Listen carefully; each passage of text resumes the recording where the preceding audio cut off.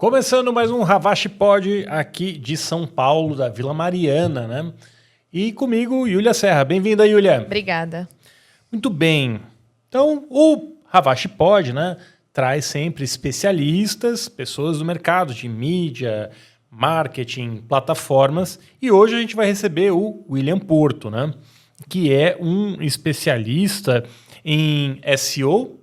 Também tem o Não é Agência, que é um site relativamente jovem até, né, mas que ganhou muito destaque aí nos últimos meses com as mudanças de Discover, com a série de mudanças que tem no Google. Então, se você é publisher, se você publica conteúdo que aparece no Discover, não só no Discover, busca também, acho que vale muito a pena você assistir. O que o William trouxe pra gente, Yulia? Toda essa lógica, né? O William e Yulia deu um pouco... trava-língua, né? É um trava-língua. Mas ele trouxe pra gente uns insights, né, sobre o Google Discover, essa questão do IA, da cópia de conteúdo, como outros publishers também estão se aproveitando dessa questão.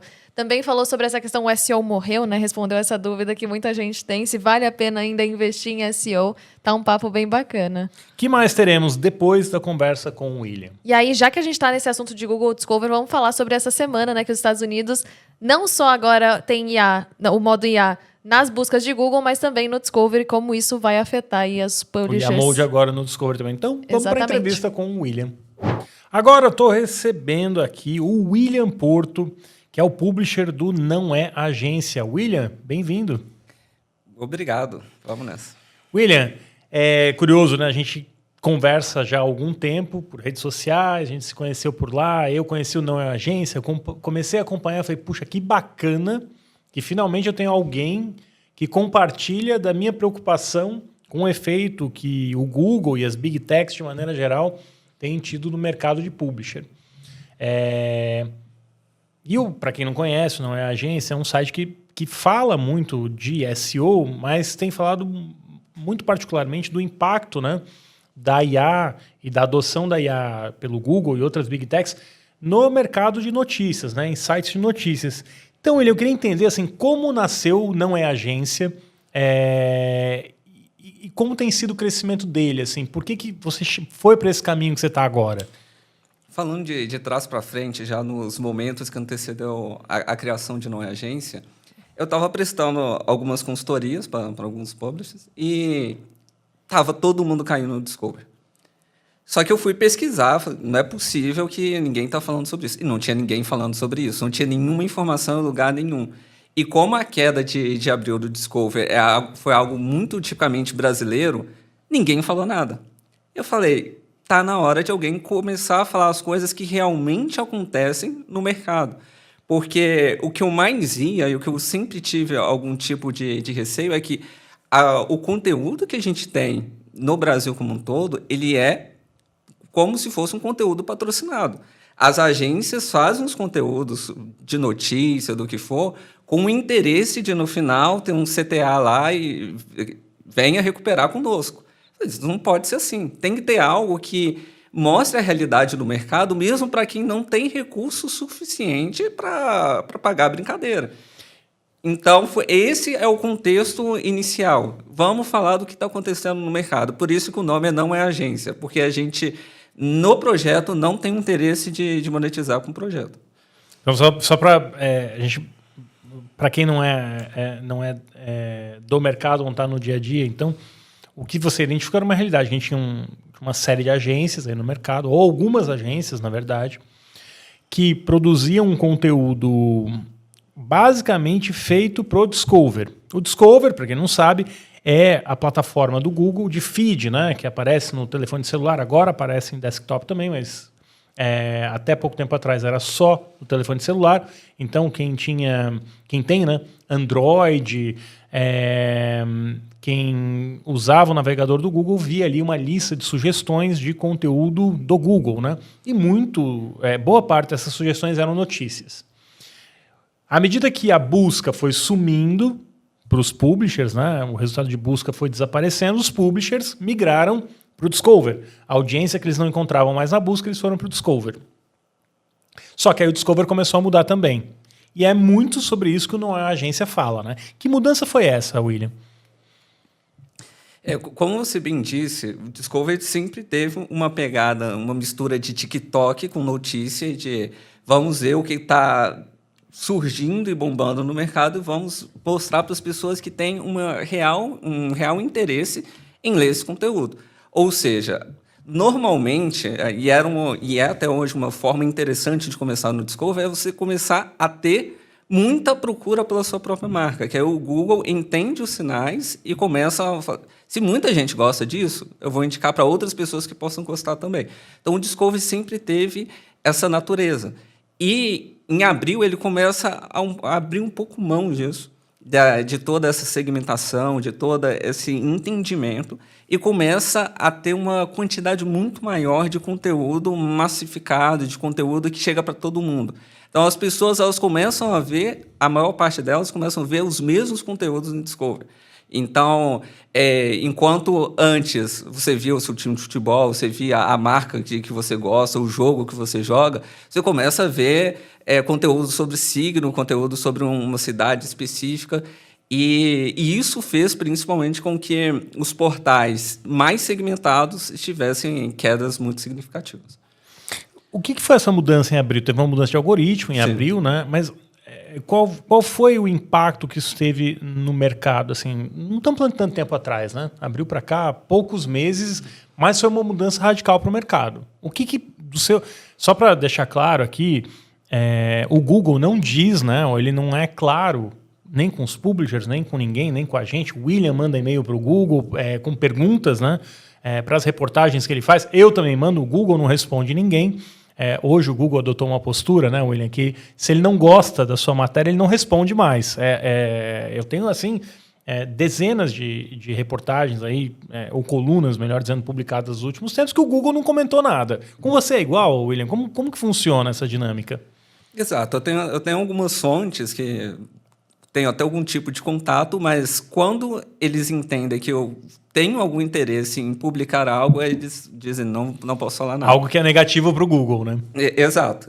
Qualquer coisa que possa gerar algum tipo de mal-entendido para o Google, que não é mal-entendido, mas que ele acha que possa ser mal-entendido, ele veta a comunicação. E aí é curioso, né? Porque para não ter um mal-entendido, era bom que o Google explicasse, né? Mas não tem explicação. Então, eu estou dizendo isso, muito que a gente vai discutir aqui e conversar, são impressões que a gente tem acompanhando diversos veículos de notícia, ouvindo jornalistas e conversando, né, como o William falou, com algumas pessoas que soltam algumas coisas aí de Google que a gente vai vendo pelo caminho. Muitas vezes eu até ouço de alguém que conversou com a pessoa do Google, um publisher conversa com o Google fala para o publisher, e aí o publisher comenta comigo, né? Mas voltando à pergunta, o que aconteceu em abril, que foi essa mudança radical? Foi uma mudança no algoritmo do Google? É porque teve o AI Overview, mais uso de IA? Por que o Discover foi impactado? O que aconteceu em abril para essa mudança? O que a gente tem visto muito nas últimas atualizações do Google é que você tem a atualização principal no início e logo na semana seguinte você tem uma atualização que impacta mais o Discover do que a busca de forma geral. Isso tem acontecido agora também. A gente acabou de terminar um update do Google e nessa semana, desde sábado, a gente está vendo mais uma atualização que tem afetado o Discover também. Então, essas atualizações para Discover, elas tendem a entender qual que é o impacto que o acesso das pessoas vai ter da própria dispersação desses conteúdos. Vamos explicar melhor.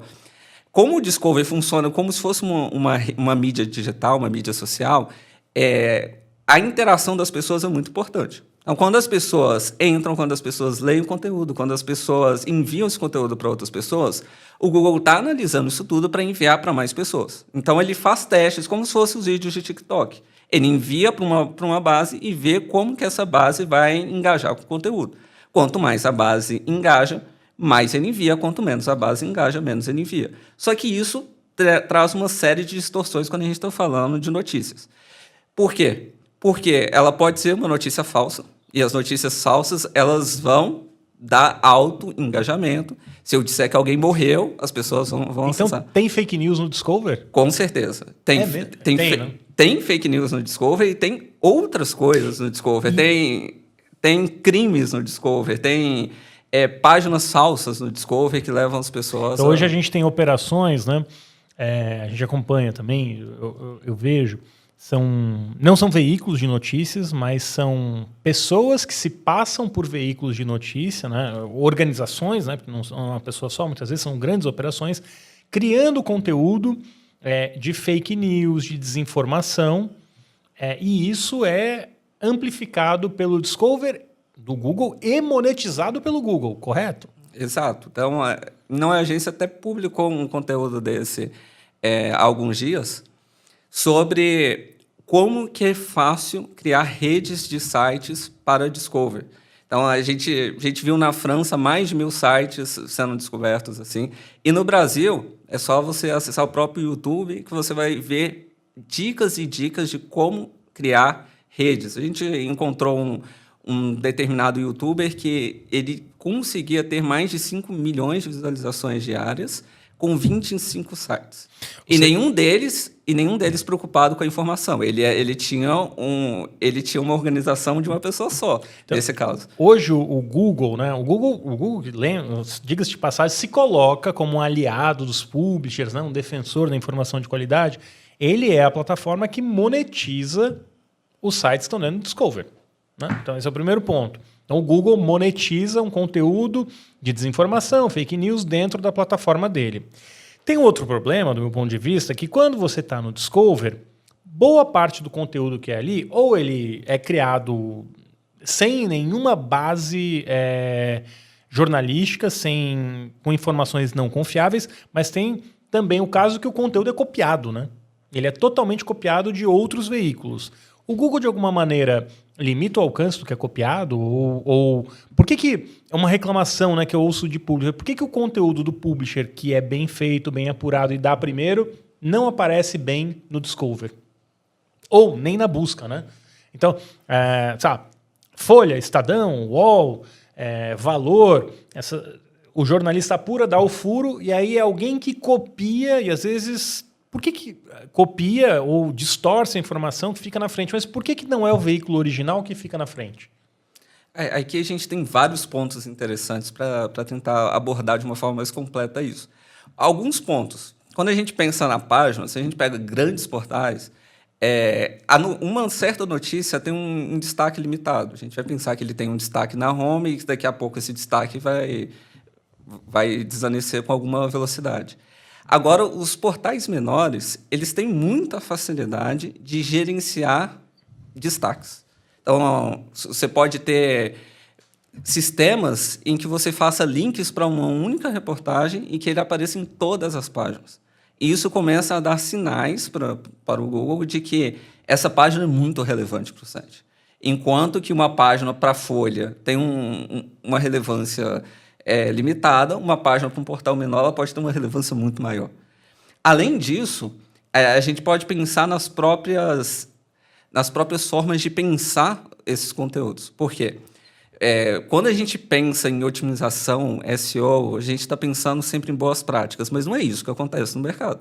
No mercado, o que acontece é que, enquanto essas redes que a gente está falando aqui elas estão sendo criadas com um domínio de autoridade muito diferente do que a gente pensa. Então, são pessoas que estão comprando domínios esperados aos montes. O que são domínios esperados? São domínios de sites que hoje não existem mais. É o www.endereçodosite.com.br, esse que é o endereço mesmo, né, da página. Mas não existe. Aquilo por exemplo, tem um domínio Gazeta da cidade tal, Isso. Jornal da cidade tal. É um domínio tradicional, esse domínio foi abandonado, alguém não pagou, aí essa agência vai lá, ou essa organização, compra o domínio e começa a publicar notícias só para ganhar dinheiro, usando o Discover, usando as plataformas. Lembrando que não necessariamente quando eu digo notícia, não é notícia, né? Ele vai usar aí qualquer artifício para que isso seja clicável, que isso gere um engajamento maior dentro do Discover, correto? Exato. Então, eu vou dar até um exemplo aqui. sites que normalmente têm uma alta autoridade são sites de banca de concurso público. Por quê? Porque esse site está sendo noticiado por diversos veículos de informação. Então, você vai ver que faça inscrição no site da banca. Então, está todo mundo falando sobre o site da banca e esses sites eles têm uma alta autoridade. Só que o que acontece? Bancas quebram com muita frequência. Então, algumas bancas são feitas apenas para um concurso. A cidade tal criou uma banca para fazer o concurso acabou, a banca morreu. Só que a autoridade continua lá naquele domínio que foi criado. Então, tem muita gente que procura domínios de banca de concurso que não existem mais para começar projetos. Inclusive, a gente encontrou uma rede de sites que justamente faz esse tipo de serviço. E, no final das contas, essa rede ela é tão grande que, imagine, não um site falando sobre uma determinada matéria, mas 25 fazendo links para uma única matéria. Como é difícil lidar com isso? E eles criam autores que não existem, né? Então, você tem um autor, se cria um autor fictício que está assinando em 25 sites. A sensação que o Google, né, o algoritmo acaba entendendo é que se ele assina 25 sites, ele tem mais autoridade, muitas vezes com o jornalista num único veículo. Sim. E tem um problema maior que, desde 2020, o Google não faz verificação humana em portais de notícia. Então, ele faz verificações via algoritmo. Então, não tem uma pessoa para ver, peraí, esse projeto nasceu ontem e está com isso de autoridade. Isso está errado. Não tem, como não tem isso, é muito mais fácil burlar tudo. Então, quando você vê os vídeos que a gente está falando no YouTube das pessoas falando, elas falam hoje, é muito fácil entrar em Google Notícias, Google News, porque é fácil entrar. Você só precisa entender o que o algoritmo imagina e forjar essas informações. Então, quando o Google diz ali Google Notícias, não necessariamente só tem site notícia. Não. Então, nós temos sites governamentais. As pessoas entram blogs. muitas vezes no Google achando que, por ser notícia, é de fato um veículo verificado pelo... Bobagem isso. Não, completamente falso. Ali tem E qual é a consequência disso para os veículos tradicionais ou veículos sérios, fazendo jornalismo, que investem em jornalistas, contratam jornalistas? Como que essa dinâmica tem impactado esses veículos que investem em jornalismo hoje em dia? O primeiro ponto que eu acho interessante pensar é que o Google ele foi o grande promotor do jornalismo digital. Então, desde a década zero, ele está falando, crie conteúdo porque você está ajudando a gente vai ajudar vocês mandando tráfego. Então, a quantidade de portais que a gente tem hoje, que são muito numerosos, eles existem justamente porque o Google disse, vai que vai dar certo, que eu vou te ajudar, que eu vou te pagar. Eu vou mandar tráfego para você que você vai transformar em dinheiro. Eu acho que, sim, tem um acordo tácito, né? Historicamente teve um acordo tácito que é assim, o Google entrega audiência e você entrega o seu conteúdo. Exato. Mas esse acordo foi rompido. Exato. Rompido na medida que o Google hoje não manda mais tráfego. Hoje mesmo publicou um estudo. Quando tem resumo de IA, né, o AI Overview do Google, quando tem os resumos de IA, a taxa de clique chega a cair 79% a 80%. Né? Então não tem mais tráfego vindo para os veículos. A gente tem visto, né, diversos veículos no Brasil, no exterior, comentando que o tráfego do Google morreu. Tem até um nome, né, o Google Zero. E eu sei que você já escreveu do Google Zero, como tem sido o impacto do Google Zero dentro das redações brasileiras? Aqui é um ponto interessante que o Google Zero ele ainda não chegou no Brasil de fato. Então, a gente vê que todos os problemas que as redações, que os veículos têm sofrido, é só o princípio das dores. A gente não tem modo IA funcionando no Brasil. As visões gerais de IA estão chegando de forma ainda tímida no Brasil, de tudo que a gente já viu lá fora. Então, é só o princípio das dores. E o problema principal que a gente tem quando a gente pensa em IA é que, de novo, não tem notícias quase. A gente notou semana passada em algumas 2 ou 3 notícias, pesquisas por notícias, que está chegando, mas ainda não chegou. Então, a gente pensa em outros pontos. Um dos pontos, algo que a gente também falou em Não é Agência, é que as redações pararam de fazer SEO. E isso também favorece os sites que não são sérios do ponto de vista jornalístico, porque eles fazem SEO. Como assim pararam de fazer SEO? No momento, você até explanou isso de uma maneira interessante, que o tráfego ele não tem tanta força, e que você está vendo que alguns dos seus concorrentes conseguem maximizar isso com o Discover, as redações começam a pensar, boa parte das redações começam a pensar como que eu vou ter resultado parecido. E elas param de ter um trabalho estrutural do ponto de vista SEO, porque o tráfego de Discover ele é muito diferente do tráfego de SEO. Enquanto o tráfego de SEO está pensando muito em estrutura de site, muito de linkagem interna, muito da otimização da própria página, o Discover está pensando em autoridade e engajamento, autoridade e engajamento. E aí o que mais acontece é os meus títulos das páginas não tem nem mais o protagonista, nem o sujeito da coisa, porque eu estou escondendo o sujeito para a pessoa acessar no Discover.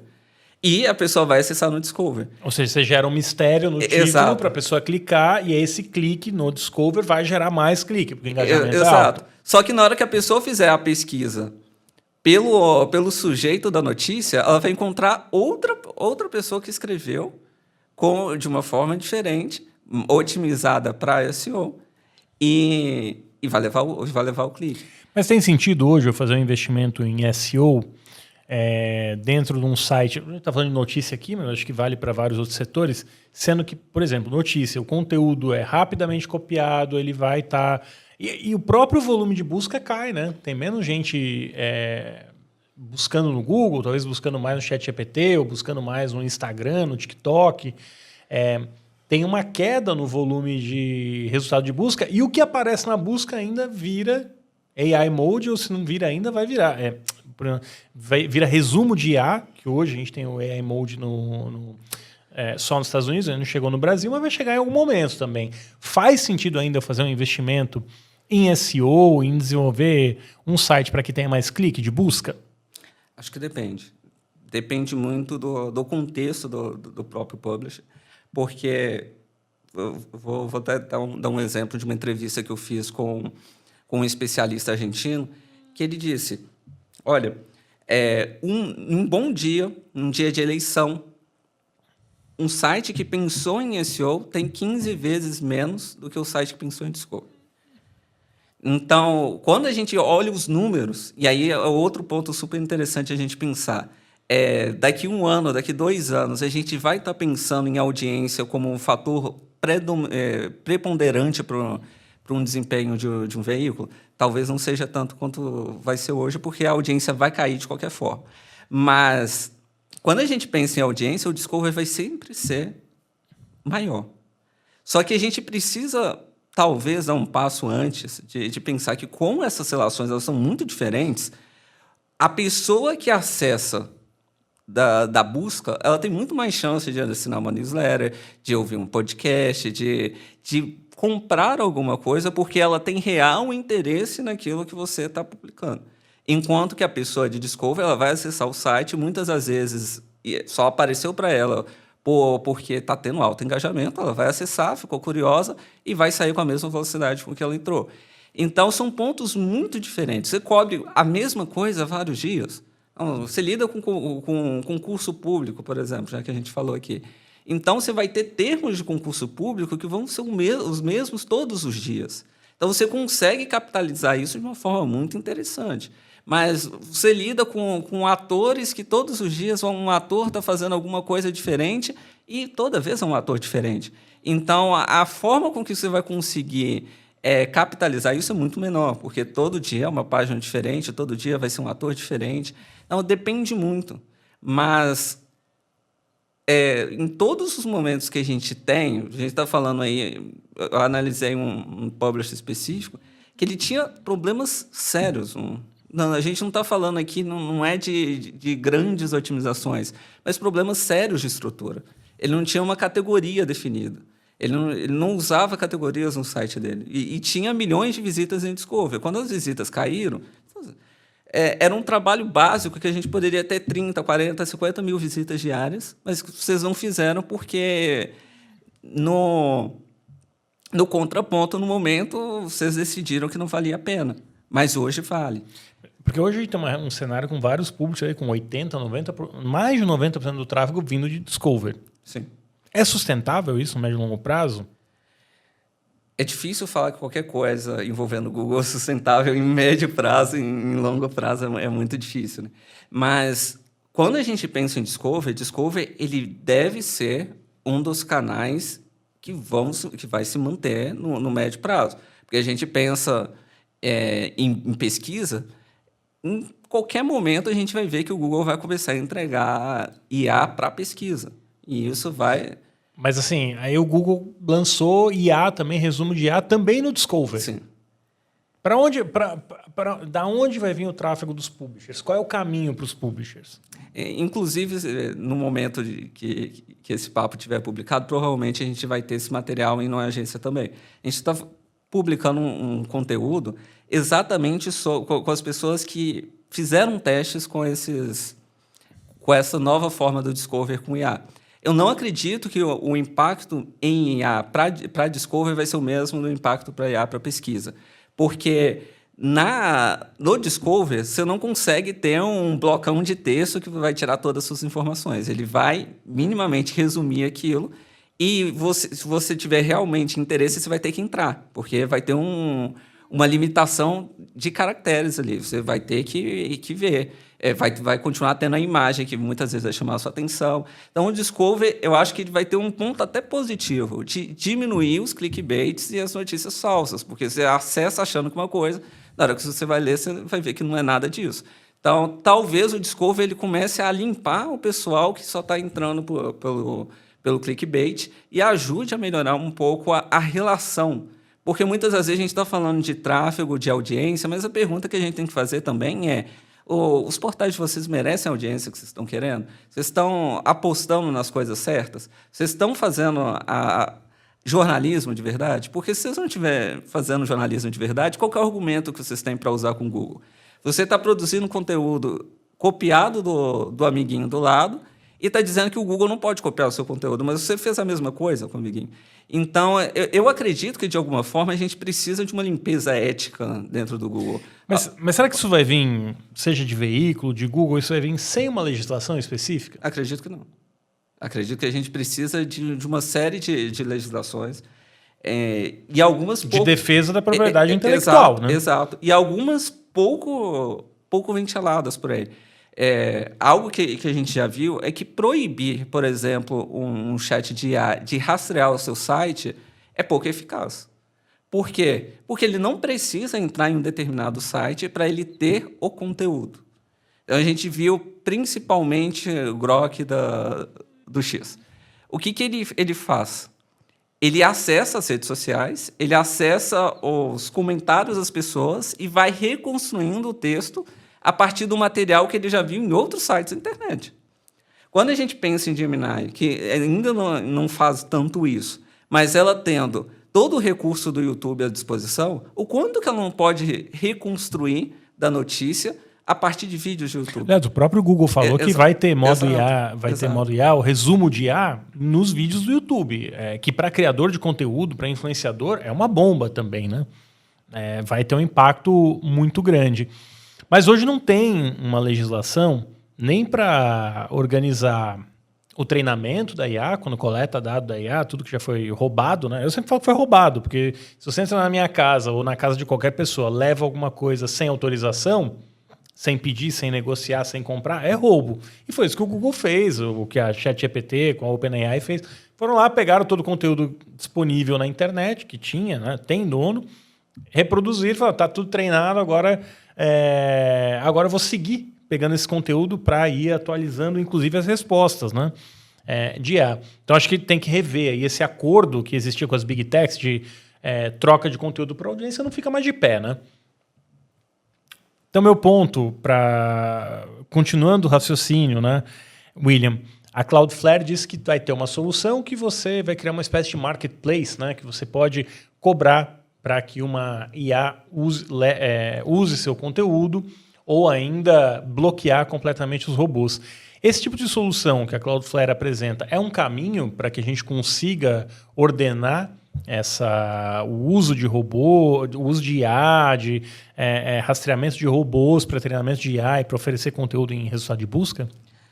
Acho que tem que dividir isso em duas partes. A primeira parte é é um caminho. E a gente está sofrendo por falta de caminhos, né? Então, todos os caminhos que aparecem são caminhos que, de alguma forma, têm uma relevância. E eu fiquei até feliz por ver esse caminho que Cloudflare toma. Mas, como a gente falou aqui agora, é um caminho pouco sustentável, porque isso pode fazer com que os próprios rastreadores evitem entrar no site, mas continuem copiando os conteúdos de outras formas. Então, eles dizem, não entramos mais no site de vocês, se vocês quiserem ver os acessos ao servidor, vocês vão ver que a gente não entrou. Mas, na hora que vai ver as respostas, vai estar lá, Folha de São Paulo disse tal, tal, tal, tal, com argumento tal, Estadão disse tal, tal, tal, com argumento tal. Então, pode ser até mesmo um favorecimento a não vamos entrar no seu servidor, mas vamos continuar roubando os dados de vocês. Então, eu acho que a gente precisa de legislações que mostrem de uma forma muito clara o que pode e o que não pode ser feito. E, principalmente, a gente deveria evitar acordos individuais, que a gente tem visto muito isso acontecer nos Estados Unidos. O Google tem desejado esse tipo de ação, justamente porque, se você faz acordos individuais com os grandes portais, isso te deixa livre para rastrear o resto da internet da forma com que você quiser. Porque hoje a gente tem uma situação muito difícil, né? A gente vê um processo de judicialização nos Estados Unidos e na União Europeia, outros países, principalmente desses dois. E os sites pequenos, eles não têm dinheiro e força e influência para processar o Google ou outra Big Tech, para judicializar o uso do conteúdo deles sem qualquer tipo de remuneração, autorização e assim por diante. Por outro lado, os grandes players, alguns, né, têm muito menos força. E eu digo isso até num contexto global mesmo, né? Mundial. Porque a gente já viu New York Times processando OpenAI, o New York Times fechando acordo com o Google, Wall Street Journal, grandes veículos, esses veículos americanos, o Axel Springer na Europa, grandes veículos, eles já estão conseguindo fechar negociações. E aqui no Brasil, a gente não consegue fechar negociação nenhuma. O que eu ouvi, né, inclusive de uma executiva da OpenAI, é que essas negociações não são fechadas porque o Brasil, a língua portuguesa, não é uma prioridade para a OpenAI, né, que é a dona do ChatGPT. Apesar do Brasil ser o terceiro maior país de usuário de ChatGPT. Qual seria o caminho? Assim, eu acho que, sem dúvida, passa por regulação. Mas que tipo de regulação é essa que a gente quer? Tem algum indicativo? Alguém que já esteja caminhando no sentido certo ou mais adequado? Acho que tem várias formas que a gente, como sociedade, tem que definir as coisas, né? O caminho inglês, talvez o caminho francês, talvez sejam caminhos interessantes. Primeira coisa, vocês precisam fornecer algo que... Não, a gente vai... As próprias empresas, a gente pode fazer isso por vocês. As próprias Big Techs dizerem o que elas podem fazer. Não querem dizer nada, então a gente vai assumir, por padrão, que vocês estão roubando conteúdo. E vocês vão ter uma penalidade por isso. Ainda não vão mudar a forma com que vocês estão fazendo, nós vamos fazer sanções. Então, são formas de que, primeiro, eu tenho que entender se eu quero proteger o meu jornalismo, eu como sociedade. Se eu quero proteger, eu tenho que pensar como que eu vou monetizar, como que eu vou pagar, e há várias maneiras, né? Até no julgamento de uma das ações mais antigas no CAD, a gente pode colocar um imposto sobre o uso de ChatGPT, sobre Gemini, e esse imposto ser revertido... É uma proposta que voltou agora com o Boulos, né? O Boulos levantou uma proposta de taxar lucro de empresas de internet para que se invista, né, em formação midiática, enfim, outras iniciativas nesse sentido, né? Sim. Então, as possibilidades são várias, mas o primeiro passo, e que talvez seja o passo que a gente precisa mais evoluir, é entender se eu quero ou não proteger o jornalismo. Se isso faz ou não sentido para mim como sociedade. Porque o que a gente tem visto é pouca discussão sobre isso nas esferas maiores, né? De dizer a sociedade como um todo problematizando isso, a sociedade como um todo vendo isso como um desvio grave nas ações. A gente tem achado muito bacana. Nossa, eu posso transcrever o conteúdo tal, eu posso usar. E você vê, de novo, os próprios publishers usando disso para fazer cópia de conteúdo. Então, você acha isso correto? Se você acha isso correto, você não pode reclamar quando a própria Big Tech faz com você. Explica um pouco mais como é o publisher usando o IA para copiar conteúdo do outro. Como que é esse processo hoje em dia? Isso aqui a gente pode falar de forma aberta, porque também... Não é segredo, né? Não é segredo, e a gente tem entrevistas no próprio YouTube, eu vou citar o caso do Samidana, que ele tem uma empresa, e o que ele faz? Ele tem um painel com os melhores publishers, os melhores veículos, e a ferramenta dele cria conteúdos, juntando todos os links, os principais portais. Ele junta toda essa informação e cria um conteúdo que é único. Então, se você olhar informação por informação, você vai ver que aquele conteúdo não está... Ele está em todos, mas ele não está unicamente em nenhum deles. E ele pode fazer quantos conteúdos ele quiser. Nessa entrevista, inclusive, do Sami, ele fala que a Jovem Pan adotou essa ferramenta, né, que ele vende de IA para copiar conteúdo, né, de outros publishers. Não sei se a palavra é copiar, né, mas chupa conteúdo de outros publishers, reescreve, e aí isso é publicado. E ele fala que 100 jornalistas foram demitidos. Não é isso? Se eu bem me recordo, 100 jornalistas foram demitidos.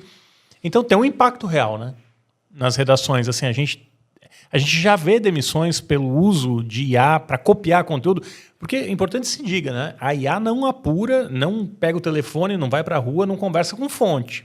Ela basicamente está mastigando, remastigando conteúdo que outros veículos apuram. Exato. E isso acaba com um dos mitos que a gente sempre ouve de que a IA não vai roubar seu emprego, mas vai roubar o emprego de alguém que não usa IA. Esse tipo de coisa não faz o menor sentido, porque quando a gente está pensando na eficiência das ações, a gente não está pensando se aquilo está sendo bem feito, se aquilo está agradando, o quanto que isso vai impactar no médio e longo prazo da minha organização. Eu acho que, mas aí tem um ponto, né? Assim, ela não rouba o emprego, mas ao mesmo tempo ela destrói o modelo de negócio. Sim. E ela, de fato, não está roubando o emprego do jornalista, mas ela está destruindo um modelo de negócio que era sustentável e deixa de ser sustentável. Porque pode-se falar que a IA aumenta a produtividade, mas nesse caso não é um aumento de produtividade, é destruição de valor, simples e pura. Porque num dado momento eu não tenho mais jornalista, eu não vou ter jornalista para fazer notícia, para apurar notícia. Porque, de novo, a IA ela não vai levantar, vai lá no Planalto, ouvir o presidente, ouvir o político. Então eu tenho sérias dúvidas, né? Quando a gente fala de IA aumentando a produtividade, até que ponto é ganho de produtividade e até que ponto é você usar uma brecha do sistema para fazer o cara trabalhar mais, ou, como no caso do jornalismo, roubar o conteúdo de terceiro sem pagar por esse conteúdo. Porque vamos combinar, assim, olha, eu poderia ir para a rua e falar assim, olha, eu tenho um jeito aqui de aumentar a produtividade das pessoas para elas comprarem mais carros ou para elas terem mais carros. Eu atravesso a rua, roubo o carro de alguém e aí automaticamente, sem gastar nada, eu tenho um carro novo. Eu aumentei a produtividade? Ou eu facilitei o acesso ao carro? Não, eu simplesmente roubei um conteúdo. Não é sustentável, porque se todo mundo começar a roubar o carro de todo mundo, basicamente a gente vai viver na barbárie. E, do meu ponto de vista, muito que a gente vê acontecendo hoje com a IA, muito do que a gente tem visto nas empresas, esse chamado ganho de produtividade, é mentira, não é um ganho de produtividade. É só um jeito de fazer com que a pessoa fique com medo de perder o emprego, ao invés de trabalhar 8 horas, trabalhe 10. Ou, no caso do jornalismo, a pessoa que está saindo da redação, apurando, ouvindo fonte. Quando ela faz isso, ela tem o conteúdo roubado, vira uma IA, é republicado no outro site, como se fosse conteúdo original do outro site. E o Google, assim como as outras Big Techs, não fazem distinção, né? E se aproveitam desse mecanismo para lucrar em cima disso. Então, por isso que eu entendo o seu ponto, né, do roubar emprego, por uma melhor... E não é isso que está acontecendo. A gente vê uma situação muito pior, né? Usar a brecha legal, usar um buraco no sistema para explorar isso para ganho próprio, né? Sim.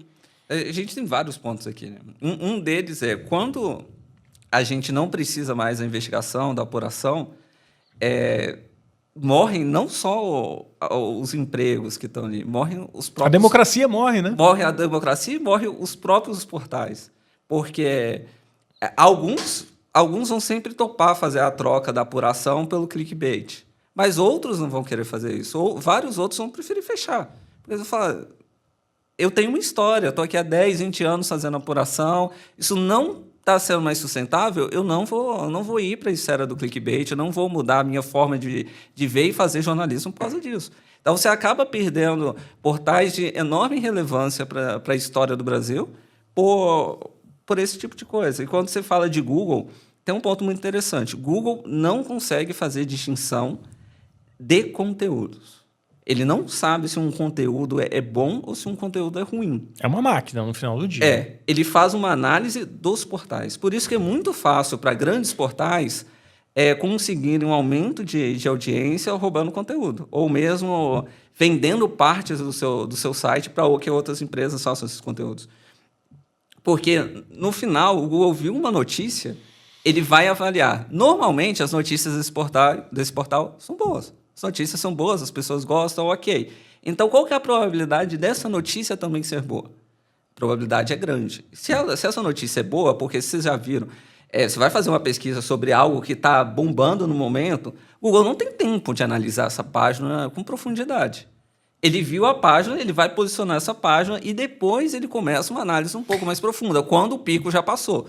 Então, para um portal grande, é muito fácil você ter audiência nesses momentos, ainda que o conteúdo não seja bom e ainda que o conteúdo não seja seu. Isso explica por que veículos como o Correio Brasiliense, Estado de Minas, tem uma longa lista aí de veículos. Esses dois acho que são dois dos maiores, porque, por exemplo, o Correio Brasiliense tem o CB Radar, que é um subdomínio, né, ele está dentro do Correio Brasiliense, mas ele fica escondido. Se você procurar na home do Correio Brasiliense, você não encontra o CB Radar. E é um site que tem 30, 40 milhões de page views mês. Pelo menos é o que aponta o Comscore, né? E aí eu me pergunto até que ponto esse tipo de conteúdo, que não é um conteúdo jornalístico tradicional, o Correio continua, né, na home dele, se olhar, tem uma cobertura jornalística, mas tem um volume de produção desse conteúdo feito para performar em Discover que é massivo, é gigantesco e ao mesmo tempo deve atrapalhar, né? Você está tentando fazer duas coisas ao mesmo tempo. Seria tão melhor se o veículo pudesse se dedicar só à produção jornalística, mas não é a realidade hoje. Nem no Correio Brasiliense, o Estado de Minas tem o em.com, né, o em.com é o Estado de Minas, e aí tem um subdomínio também com um conteúdo, que é um conteúdo, assim, eu preciso lembrar exemplos, né, mas eu vi um recentemente, que eu nem sei se era do Correio ou do Estado de Minas, assim, o que significa um Bem TV aparecer na sua casa, né? Outro que eu vi hoje também apareceu para mim esses dias. O que significa quando alguém te responde com joinha segundo especialistas? Não é hard news, né? Não é a notícia tradicional, mas isso performa muito bem, gera muito clique. E aí também o outro lado, nessa dinâmica de que as pessoas de fato têm interesse por isso e clicam nisso. Tem algum jeito de resolver esse descompasso, assim, do que as pessoas querem consumir e o que está sendo apresentado a elas pelo Google? E hoje, quando a gente fala de notícia, basicamente é Google, tá? Por isso que eu não estou dizendo outros veículos aqui. Eu acredito que sim. Talvez seja o caminho mais complicado que a gente tem, mas sim, tem, porque as pessoas continuam tendo interesse sobre as coisas que realmente importam. Elas não deixaram de ter interesse sobre as coisas que realmente importam. Só que isso não está sendo mostrado para elas. E por que o Google não mostra?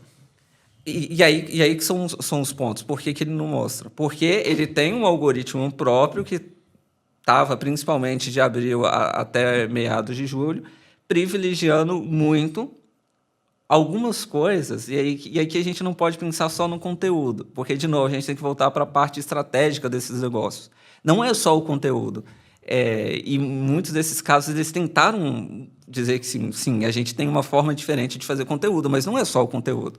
Então, de novo, são domínios inspirados, são links internos em dezenas de portais para aquele pequeno portal que está dentro do Estado de Minas, que está dentro do Correio Brasiliense. Então, tem uma inteligência por trás para enganar o Google, de fato, e dizer, Google, isso aqui é importante. Google, preste atenção nisso. Mas será que o Google não é cômodo para o Google ser enganado? Sim. Eu acho que esse é um ponto importante, porque no caso do YouTube, anos atrás, né, décadas atrás, hoje, por que é muito mais difícil você usar conteúdo que tem propriedade intelectual dentro do YouTube? A Viacom moveu um processo de $4 bilhões contra o Google e aí apareceu a solução. Né? O Content ID do Google identifica que você não é o dono daquele conteúdo e monetiza o conteúdo para quem é o dono de direito ou para quem fala que quer dividir a receita ali. Então, a minha leitura é que quando tem um incentivo financeiro, essas empresas acham as soluções. Mas, isso posto, será que o fato do Google mostrar um conteúdo que não é jornalístico mais leve também não tem relação com o fato de facilitar a monetização desse conteúdo pelo Google? Sim, com certeza. Como você bem disse, é muito fácil para o Google resolver essas questões. Essas questões, tudo que a gente está colocando aqui, são problemas desde a década zero desse século. A gente tem discutido essas coisas. Não é nenhuma novidade, não é uma falta de segurança ou qualquer tipo de coisa que o Google está batalhando para resolver e que apareceu agora. São todos problemas muito antigos e que o Google conhece há dezenas de anos. E, dessa forma, para ele resolver, seria muito mais fácil. Ou com verificações humanas pontuais, ou de diversas outras formas. Mas o ponto que a gente tem aqui é que esses portais, essas partes dos portais, ou esses sites, eles têm uma quantidade de publicidade gigantesca. Uhum. Eles não têm a mesma experiência que os demais portais têm. Então, se a gente pega o Correio Brasiliense, por exemplo, se você acessar uma notícia de verdade do Correio Brasiliense, se você acessar esses conteúdos que estão lá publicados de forma mais ou menos pirata, você vai ver que a experiência é completamente diferente, que tem anúncio em vídeo, tem anúncio na própria imagem, tem anúncio até dentro do anúncio. Então, o Google fatura muito mais do que ele faturaria numa notícia geral. Para o Google, quanto pior, melhor, né? Exato. Então, a gente viu o conteúdo nos últimos meses, até o conteúdo informacional, mostrando que o Google, em determinados momentos, ele prefere piorar a experiência do usuário para que isso renda em mais views para ele. Hoje, os parceiros do Google já não são tão relevantes quanto eles eram antes. Quando a gente pensa em rede de display, que são os anúncios que a gente vê dentro dos sites, isso não é tão relevante. Chegou a menos de 10% da receita total do Google, quando já foi praticamente meio a meio. E isso traz outros problemas. Isso mostra que o Google não depende tanto dessa rede quanto ele dependia antes. Então, ele pode ser hoje o senhor dele mesmo e dizer, não dependo de vocês, publishers. Uma das vantagens de você ter um monopólio, né? Você pode fazer o que você quiser. Exato. Né? Não dependa de vocês. Vocês que lá atrás acreditaram em mim e disseram que eu ia monetizar, eu ia te ajudar com visitas, hoje eu não dependo de vocês. Lá atrás, quando eu te prometi isso, eu dependia. Hoje eu não dependo mais. Então, para ele é muito fácil, muito cômodo também. Hoje a gente vai viver de IA aqui porque vocês não fazem parte da minha receita. O jornalismo se tornou descartável para o Google, essa é a realidade. Apesar de ser importante para treinar os modelos, o jornalismo é descartável. Agora, por que o Google mantém projetos de relacionamento com publishers? Né? Tem uma série de pessoas trabalhando para o publisher, ajudando os veículos a performarem melhor dentro do Google. Porque tem o que ele diz e tem o que ele faz. Sim. E o que ele faz parece não caminhar junto com o que ele diz. Né? Por que existe isso, esse aparente descompasso? Ou eu que estou sendo muito maldoso com o Google? Talvez eu seja mais maldoso com o Google aqui. Porque eu acho que todos esses projetos são projetos de relação pública. E em determinados momentos, talvez até de relação com o investidor. Então, você tem projetos de jornalismo, você tem projetos com a própria comunidade de internet. Então, você tem vários eventos no Brasil, em todos os principais países. Vão jornalistas, viajam, vão para Mountain View, aí vai lá no Google, aí tarde inteira conversando com o Google, fomos no Google. E no final, chega lá na redação, audiência caindo, monetização caindo, audiência caindo, monetização caindo. Mas eu concordo com você, eu acho que é mais piar do que... E eu te falo que eu já acreditei, tá? Eu já fui um iludido pelo Google. Assim, por muito tempo eu achei que a solução para boa parte dos problemas dos veículos necessariamente passasse pelo Google, pela Meta, pelas Big Techs, né? Porque, de fato, quando elas estão do lado ou apoiando, funciona muito bem. Quando a Meta monetizou o conteúdo jornalístico dentro do Facebook, era um dinheiro significativo para quem tinha audiência grande no Facebook. Quando o Google criou programas de monetização anos atrás, monetizava bem. Mas o fato, e eu fui descobrir isso com o tempo, é que as Big Techs não são aliadas do jornalismo. Aliás, elas não são aliadas de ninguém, tá? Elas só pensam no resultado daqui 3 meses e no bônus que vai aumentar, que é a dinâmica de empresa. Só que tem um agravante que as Big Techs se tornaram tão poderosas que hoje ninguém regula essas empresas ou dificilmente regula a empresa. Então, assim, aqui no Brasil, a STF mudou a regra, né, do artigo 19, que basicamente diz o óbvio, né, que as empresas de tecnologia passam a ser responsáveis pelo conteúdo também, como é o jornal, como é a TV, como é o rádio, a revista. Todo mundo é responsável pelo conteúdo que publica. Aí as Big Techs ficaram indignadas. Então, 2 semanas depois, vem o Trump, né, taxando o Brasil em 50%, dizendo Bolsonaro, mas está ali no texto que ele mandou que era uma política injusta, né, que a gente tratava as Big Techs de uma maneira injusta no país, com muitas exigências assim por diante, e fazendo menção ao Alexandre de Moraes, inclusive, que participou da decisão do STF e puniu, né, o Grok do Elon Musk. Perdão, o Grok não, o X do Elon Musk, né? Então as coisas para mim parecem conectadas. Aliás, tem uma matéria bem interessante do The Intercept que conseguiu no metadado do documento que foi enviado, né, para uma agência americana sobre a questão da taxação, que tem a assinatura de um advogado da Meta. Dentro do metadado eles identificaram. Então essas coisas me parecem muito, muito conectadas. Pensando não é agência, né? Num curto espaço de tempo, não é agência, ganhou uma projeção muito grande, uma série de publishers compartilhando post, comentando.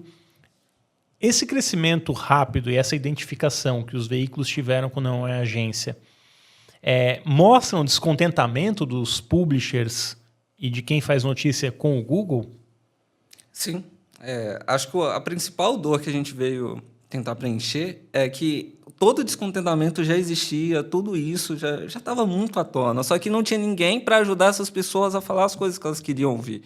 E é isso que é um dos pontos que a gente mais tem pegado, ouvir, conversar. Então, hoje participo de muitos grupos de publishers falando assim, legal, vamos publicar isso, você quer me mandar a tela, você quer me contar o que você está passando? Porque essa falta de representatividade, principalmente dos médios e dos pequenos, que dificulta todo o processo. Até a gente discutindo aqui o quanto que a gente tem de desconhecimento sobre a situação dos pequenos, né? Que era aquelas pessoas que viveram pelo sonho que o Google falou há décadas, de falar assim, você pode, talvez você não precise se matar numa redação de ficar cobrindo evento, ficar trabalhando sábado, domingo, a hora que você não quer, você pode fazer seu próprio trabalho. E agora essas pessoas estão se vendo sem recursos para monetizar os seus próprios trabalhos. E quando você fala das Big Techs, da relação que essas Big Techs têm, é interessante que elas não são concorrentes, de fato. Às vezes a gente acha que elas não são. Elas normalmente atuam em blocos, né? Porque sem dúvida. Cada uma defende os seus pontos de uma forma muito, muito firme e conveniente para as outras. Então, quando a gente pensa em Google, o interesse do Google hoje não é nem interesse de receita, porque a receita dele vai vir. O interesse maior do Google, ao meu ver, é o interesse de manutenção de monopólio. Então, tudo que ele tem tomado, é melhor ele colocar IA em tudo que ele está fazendo? Não é melhor para a receita dele. Mas é melhor para que daqui 2, 3 anos ele seja o principal líder de IA. E aí lá ele consegue colocar o valor que ele quiser, da forma como que ele quiser nos produtos. Porque quando a gente pensa apenas no cenário financeiro, a gente fica falando assim, não, o Google está pensando nisso aqui porque ele é bonzinho, ele quer ajudar as pessoas. Por isso que ele está lá, quero usar Gemini, é de graça, você quer usar o notebook...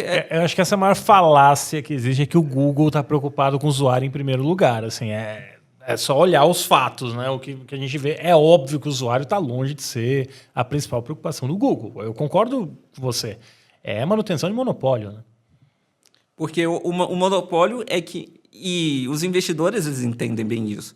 Se o Google disser assim, a gente vai perder 10% aqui do nosso faturamento, mas a gente vai ganhar uma base de 1 bilhão de pessoas, as ações vão subir. Porque... e até quando a gente vê todas as startups aí tendo manutenção, rodada por rodada, recebendo dinheiro, sem ter lucro, justamente porque entendia-se na época, e seria um cenário parecido, ao meu ver, com o Google, de que o mais importante é você ter uma base e uma capacidade de faturamento, ainda que essa capacidade não seja plenamente exercida nesse momento. E eu acredito que o Google tem ido bem por esse caminho, ainda que o balanço tenha sido muito positivo, mas ele está indo por esse caminho muito seguro. Eu posso batalhar com o OpenAI com uma segurança muito grande, porque eu posso sangrar. Então, se a OpenAI começar a incomodar mais do que eu acho que é necessário, eu posso fazer coisas que talvez eu não esteja tão preparado, como fazer substituições muito maiores do que a gente está prevendo na busca. Eu acho que isso pode acontecer a qualquer momento.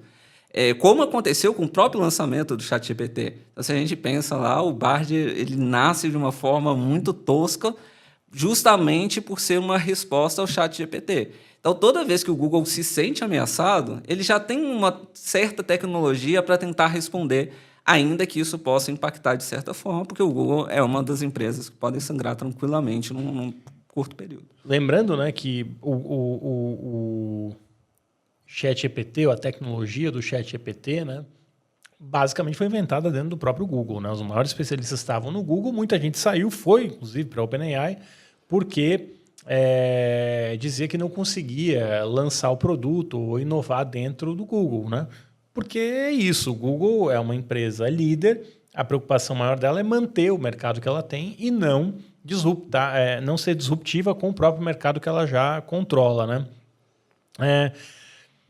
É possível dizer, William, que a gente está saindo do SEO ou da otimização para SEO em resultado de busca para otimização de mecanismos de resposta com IA, como o ChatGPT, como o Gemini, né? Gemini. O SEO está virando outra coisa? Ou o SEO morreu, como alguns falam por aí?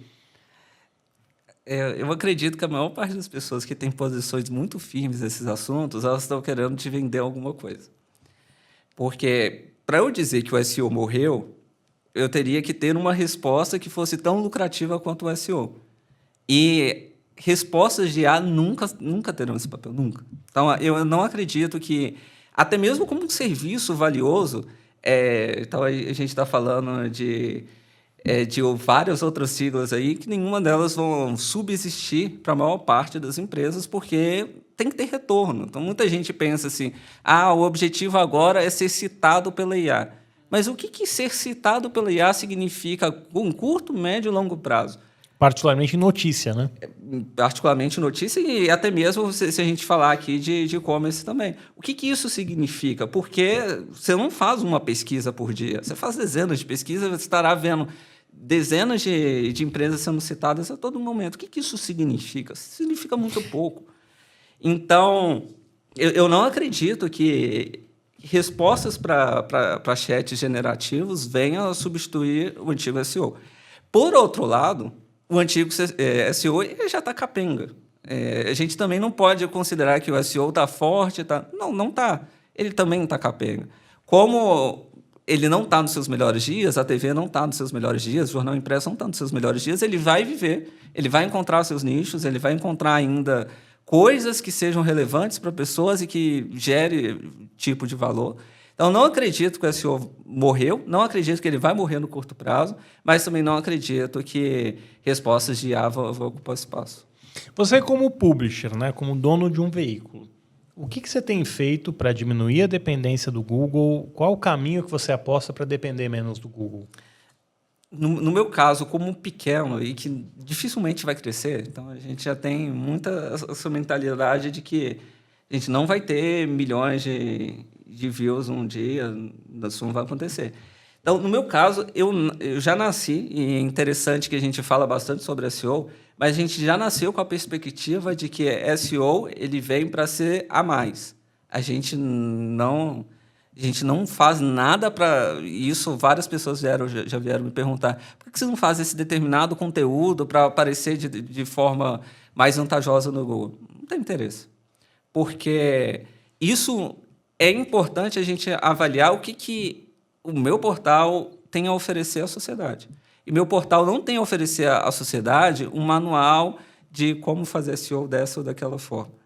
A forma com que a gente vê aqui que a gente pode ajudar a sociedade é, primeiro, dizer o que está acontecendo. Então, a gente precisa mostrar, talvez até para os pequenos que não têm acesso à informação tão fácil assim, está acontecendo isso, isso, isso.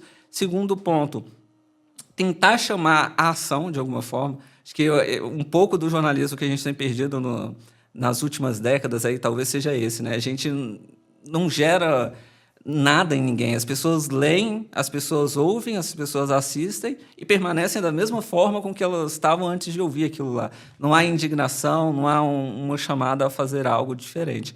E o terceiro ponto é como que a gente monetiza isso. A gente quer pessoas que acreditem exatamente nesse tipo de coisa. A gente não está querendo encher o site de publicidade, a gente não está querendo simplesmente encontrar alguém que jogue dinheiro ali. A gente está querendo pessoas que, da mesma forma, acreditem nisso que a gente está fazendo. Tem outros portais, tem portais muito maiores que a gente que faz isso, portais que recebem doações, mas a forma de a gente ver, a gente é pequeno e a gente vai continuar pequeno. E isso é um erro também que a gente tem visto bastante, é de portais querendo crescer e aumentando a sua estrutura, aumentando os seus gastos, mas a sua lucratividade aumentou? Não aumentou. Você só ficou maior, mas você não trouxe para si nenhum tipo de benefício. Então, muitas das vezes, faz muito mais sentido, e a gente vê portais que estão indo por esse caminho, principalmente lá fora, de nós vamos enxugar para a gente ser aquilo que a gente sempre quis ser. Então, a gente vai diminuir os nossos custos, a gente vai diminuir os nossos gastos para possibilitar ser a gente quer ser. Então, a gente vai ter queda de receita? A gente vai ter queda de receita, ok. Mas, no final das contas, o que a gente está querendo é ser um portal, ser um veículo que continue gerando valor para a sociedade e valor para si mesmo ao longo do tempo. E aí, quando a gente pensa em publicidade, principalmente nessa publicidade que a gente vê hoje, ela não vai subsistir.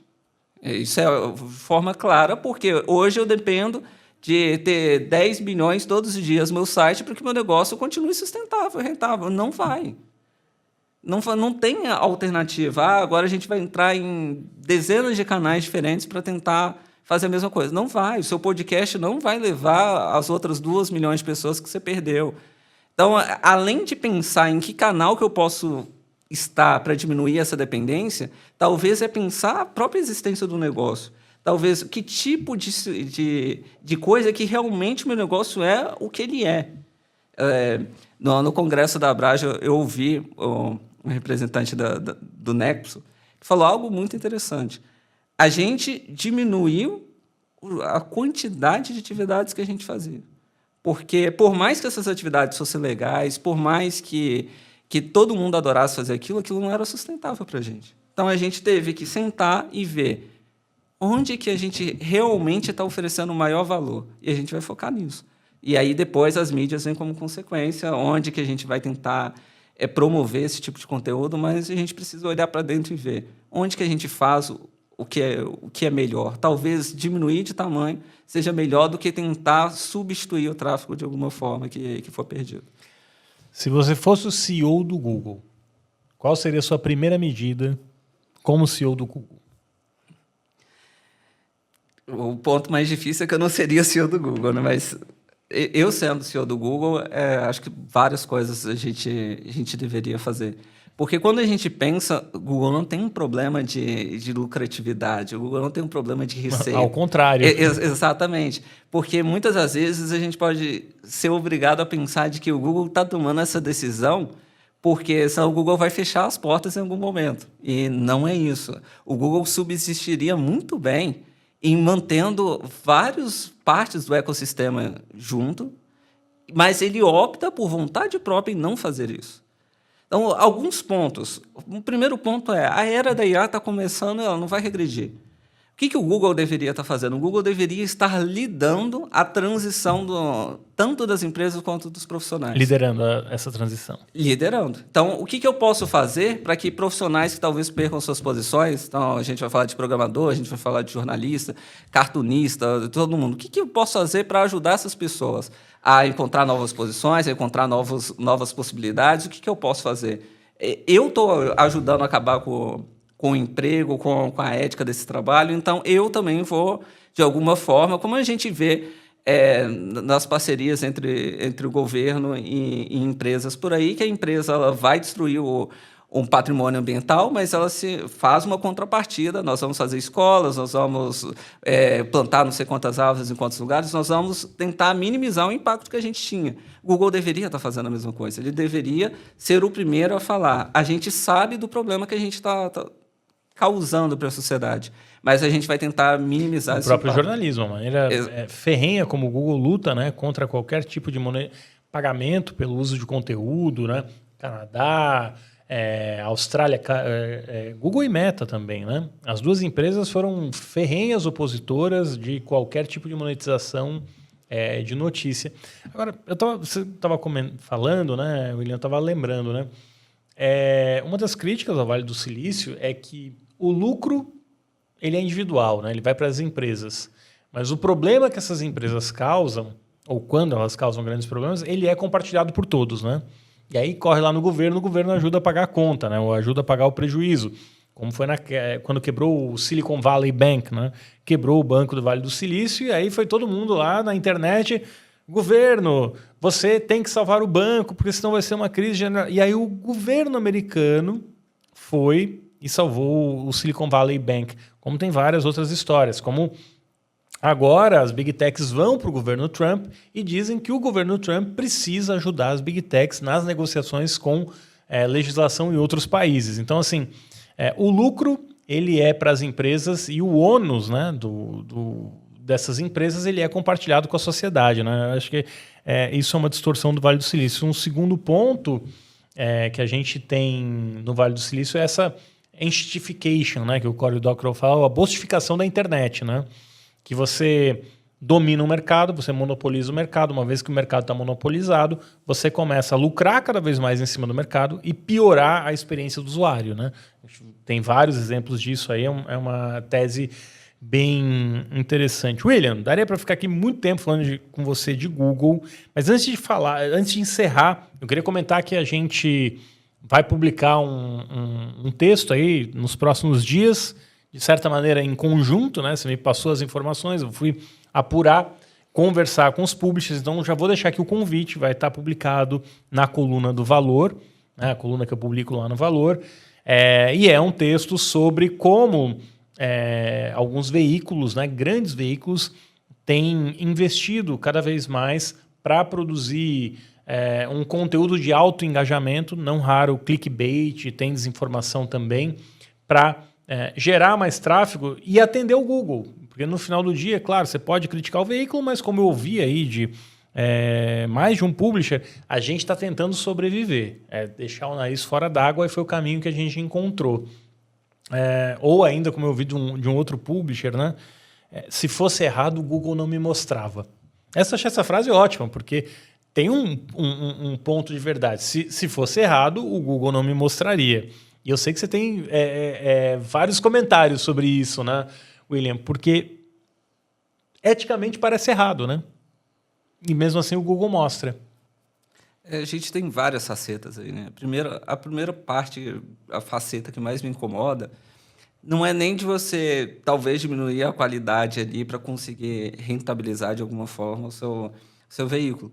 Mas o fato de você vender parte do espaço do seu veículo e ter um grau de atuação muito pequeno naquilo. Então, eu deixo vocês publicarem aquilo que vocês quiserem, eu deixo vocês mancharem a honra e o nome de um centenário. De um veículo centenário, né?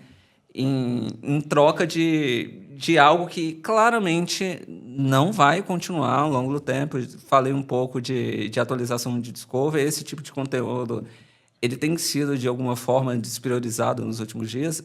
É questão de tempo, é cômodo para o Google, mas tem um momento que começa a manchar a imagem do próprio Google e ele vai pensar nele mesmo. Quando ele deixou, ele pensou nele, e quando ele vai tirar, ele vai pensar nele também. E ele vai fazer isso a qualquer momento e vai continuar sobrevivendo sem pensar no jornalismo. E também. full disclosure here, ou como diz os americanos, né, full disclosure, com transparência total. Eu também produzo conteúdo como agência para veículos, tá? A gente tem jornalistas que trabalham conosco, mas a gente segue a linha editorial, são veículos super tradicionais, aí, com marcas fortes.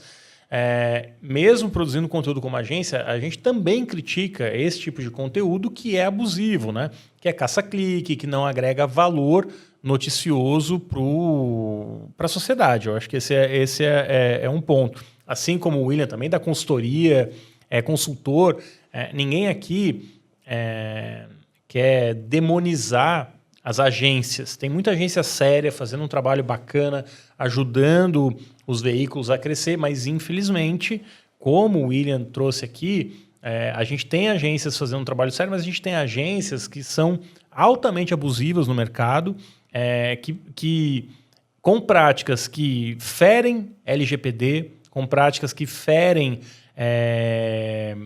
princípios jornalísticos, não raro veiculam desinformação, até porque se você coloca uma IA, assim, otimize essa matéria para gerar o máximo de clique, ela vai começar a inventar aspa. Tem caso, eu conversei com um veículo que parou de usar uma determinada agência porque a IA começou a inventar aspa. E aí tinha médico dando declaração que o médico não deu, e aí teve até o Conselho, né, Federal de Medicina, foi para cima do médico, como você disse isso? Ele falou, eu nunca falei isso. Porque viu a aspa do médico num veículo tradicional, só que não foi um jornalista que fez aquilo. Foi uma IA, ou uma IA com um redator, alguém que estava escrevendo lá. Então tem uma série de problemas, e aí eu acho que tem um alerta importante aqui, William, também. Tem agência séria, tem consultor sério, como em qualquer mercado, tem quem é sério e quem não é sério.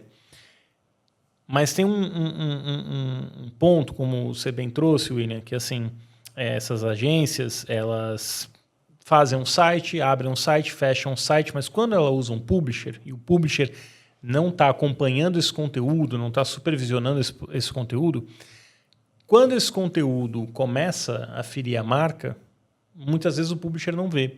A hora que o publisher vê e o estrago já está grande, porque foi punido pelo Google, ou, enfim, porque o tráfego caiu, a agência simplesmente vai para outro lugar, segue a vida dela e a sua marca fica comprometida. Então, assim, zero problemas à agência. Tem muita gente, consultora, agência, muito boa no mercado. Mas escolha bem o parceiro que você tem, porque depois que quebra, é muito difícil arrumar. Credibilidade, marca, SEO, seja o que for. Então, fica o meu alerta. Williams, quer complementar aqui? Quero rapidinho, que a gente consegue pensar em formas, em estratégias de... não quero perder meu tráfego de Discovery. Tem formas de a gente tentar ter um tráfego relevante de Discovery, aguçar a expectativa, aguçar o interesse das pessoas, sem ser antiético, sem perder princípios jornalísticos. Tem formas de a gente fazer isso.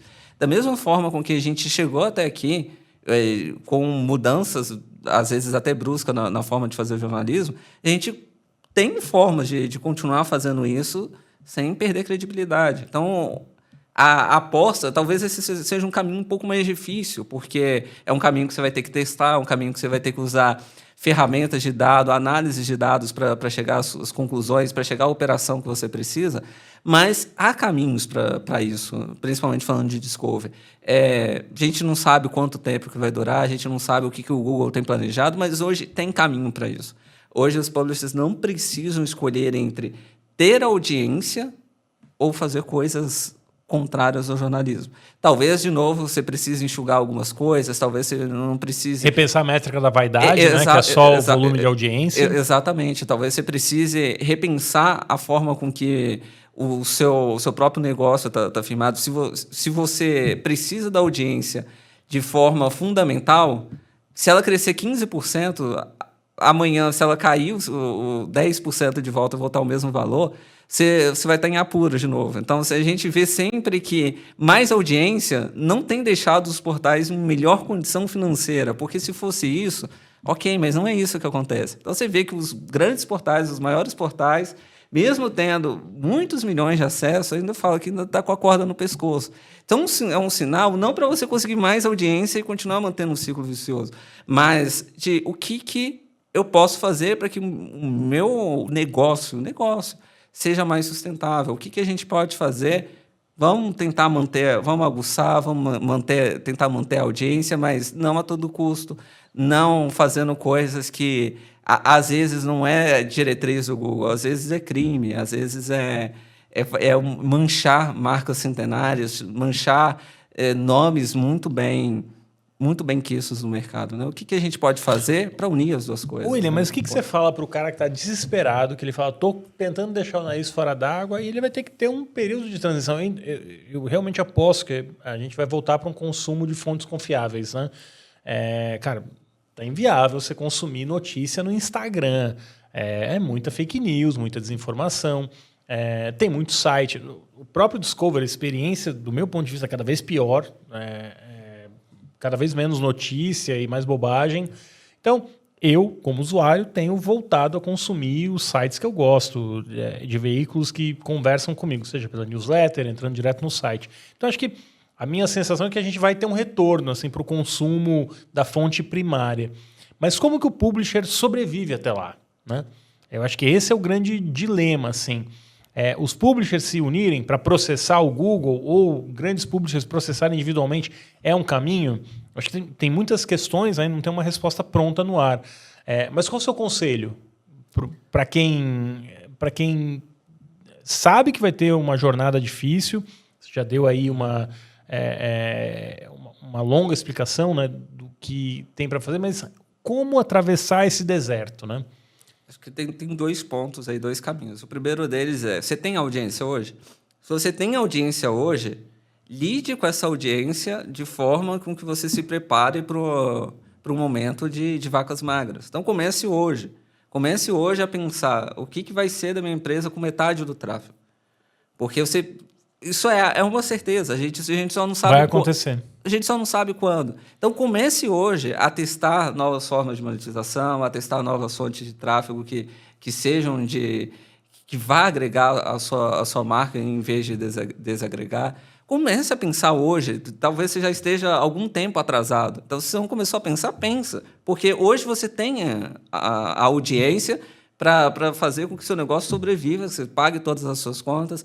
Então, se você já tem isso, pense. O que eu posso fazer para manter meu negócio saudável com metade da minha audiência?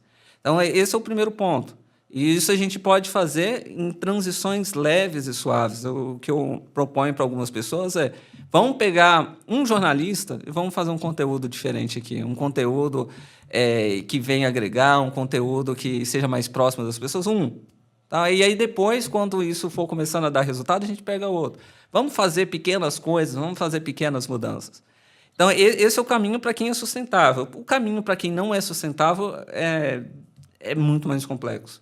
Porque, vamos dizer, as pessoas muita gente perdeu todo o tráfego de Discovery, esse tráfego era 80% do site. É complexo de dizer o que essas pessoas vão fazer.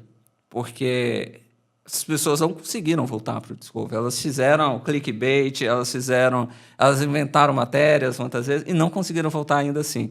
Então, E outros muito bons. Eu conversei com um publisher que cobria a cidade dele, uma cidade pequena, tinha um tráfego relevante e perdeu o tráfego. Mas eu só faço conteúdo autoral porque é da minha cidade, não tem ninguém para eu inventar, não tem ninguém para eu copiar, e mesmo assim eu não consigo voltar para o Discovery.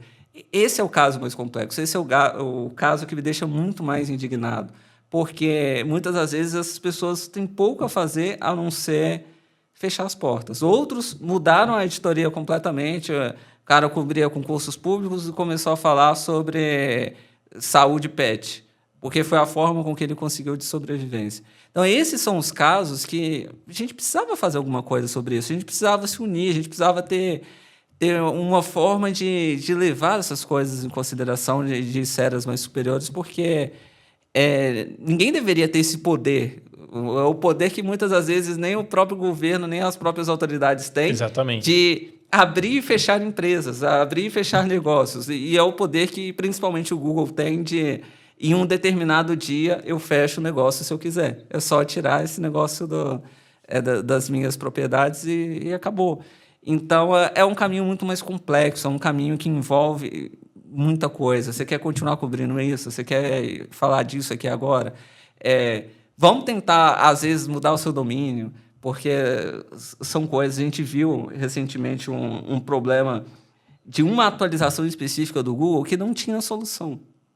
O próprio Google não sabia o que fazer para quem foi impactado por essa atualização. Então, muitas das vezes, a gente vai ver os especialistas no LinkedIn, no YouTube, onde for, dizendo ter respostas para problemas, quando essas respostas não existem nem para o Google.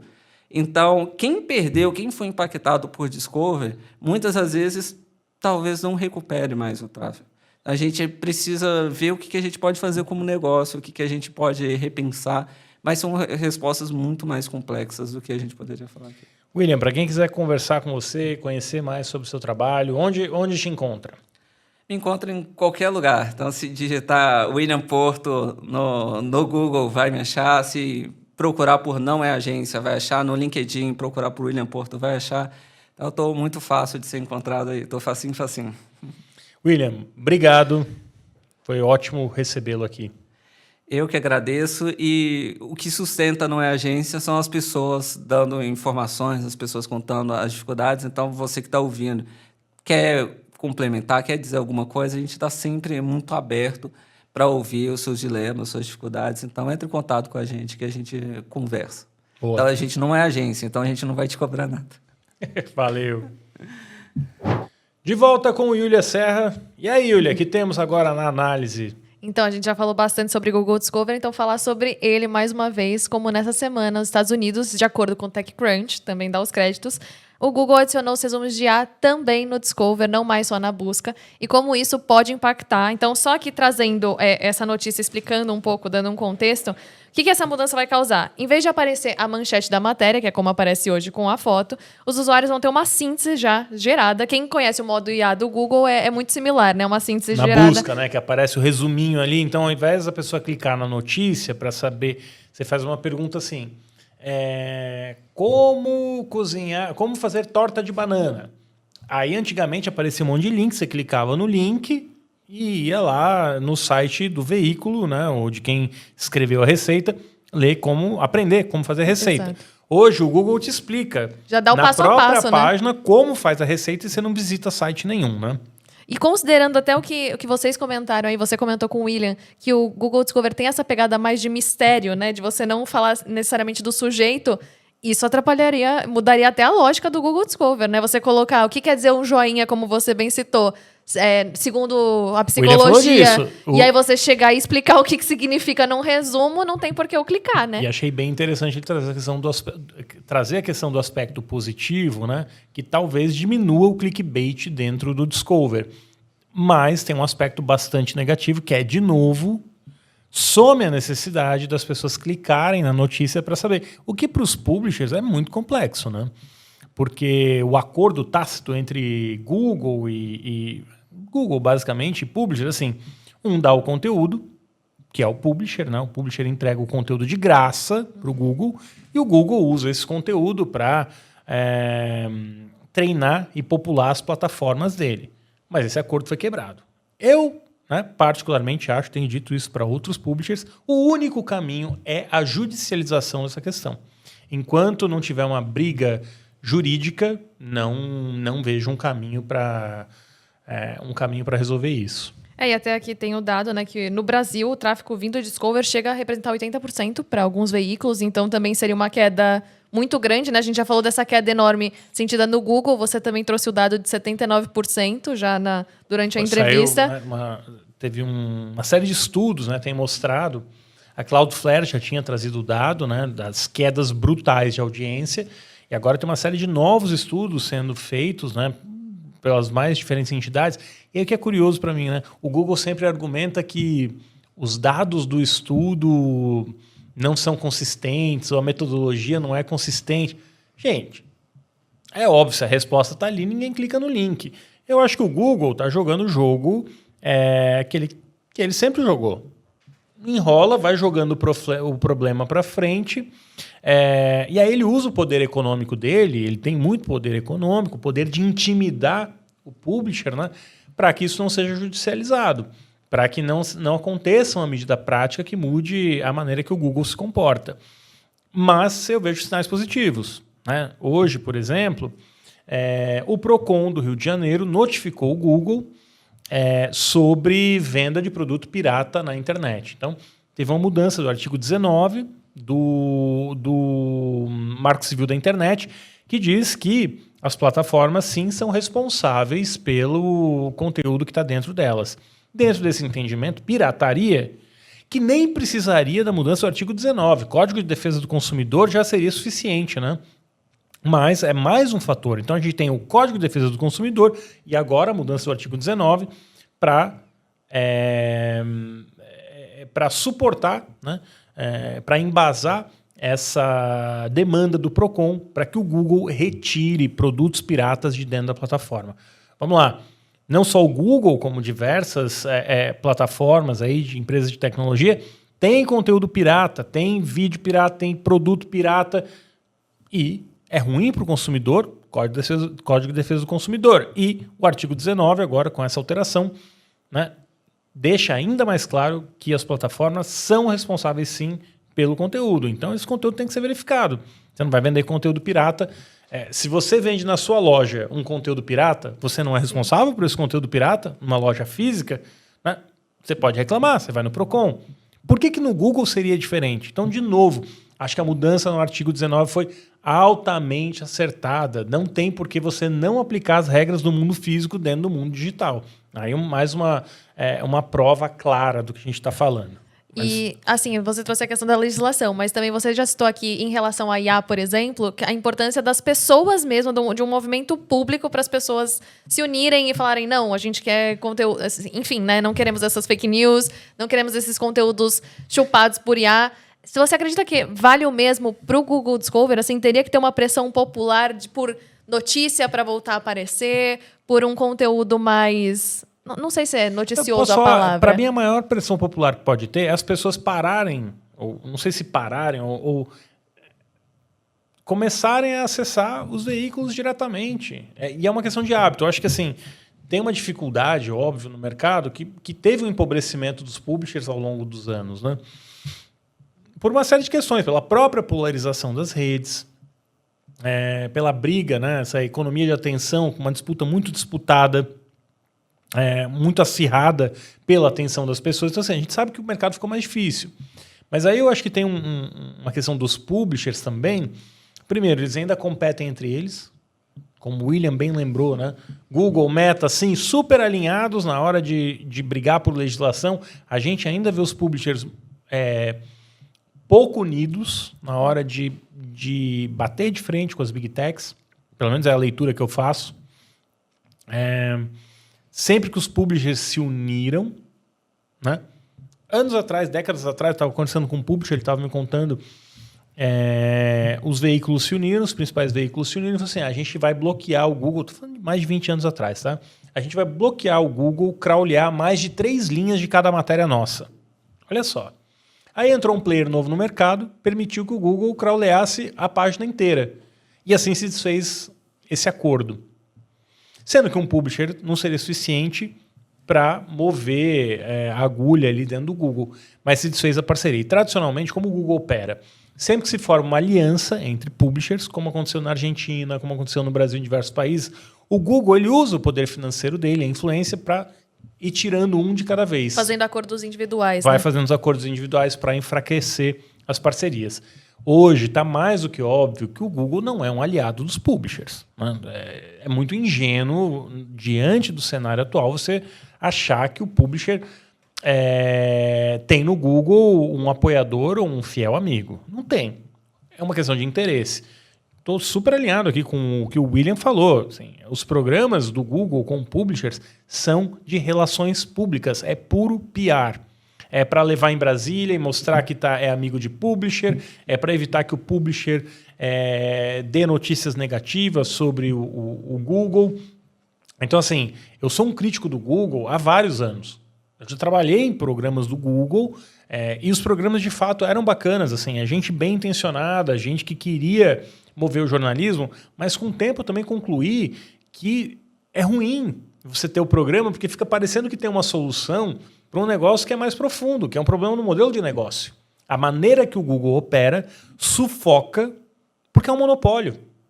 O fato de ser um monopólio faz com que a maneira que o Google opera sufoque qualquer outro tipo de negócio. E vai piorar. Por que vai piorar?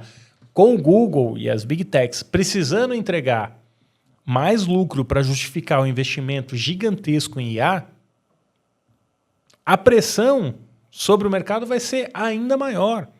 Então, assim, o futuro, né, o que a gente vê no futuro, assim, é a IA pressionando as Big Techs por mais resultado, vai fazer com que a agência de publicidade, todo o mercado seja devorado pelas empresas, né, gigantescas de tecnologia que investem em IA. Quando você faz 200 bilhões de dólares de investimento em um ano em IA, de onde vai vir esse dinheiro? De algum lugar ele tem que sair. Ah, não, a IA vai aumentar a produtividade, a gente vai... Eu concordo, vai ter um ganho de produtividade. Eu já falei aqui anteriormente, mas muita dessa produtividade é pelo medo que ela gera nas pessoas. A IA está longe de substituir todos os empregos, até porque normalmente um funcionário faz mais de uma tarefa. E a IA usualmente faz uma ou outra tarefa, não faz várias coisas ao mesmo tempo. O cara que atende o telefone, num consultório, ele atende o telefone, ele também abre a porta para o paciente que chega. Então já é mais de uma tarefa. E não fora a alucinação que você também já citou de inventar aspa aqui né? E aí vai, né? Mas então, assim, esse dinheiro vai ter que vir de algum lugar. De onde vai vir? Dessas promessas, né? E o Google, assim como as empresas do Vale do Silício, são muito boas, né, em construir narrativas de que você vai economizar muito dinheiro, de que você vai ganhar produtividade. Mas no final do dia a gente vê que para cada nova tecnologia surge uma gama gigantesca de problemas. E eu não estou aqui dizendo que eu sou contra a tecnologia. Eu acho que a IA é uma revolução, acho que ela vai ter um impacto tremendo na sociedade, mas a gente também está comprando muito discurso como se já fosse uma realidade. E não me parece ser o caso. Agora, as empresas de tecnologia também operam nas brechas de regulação. Quando o mercado começa a ser regulado, essas empresas não são tão lucrativas ou passam a ser menos lucrativas do que elas eram, o que aumenta a pressão para o resultado, né?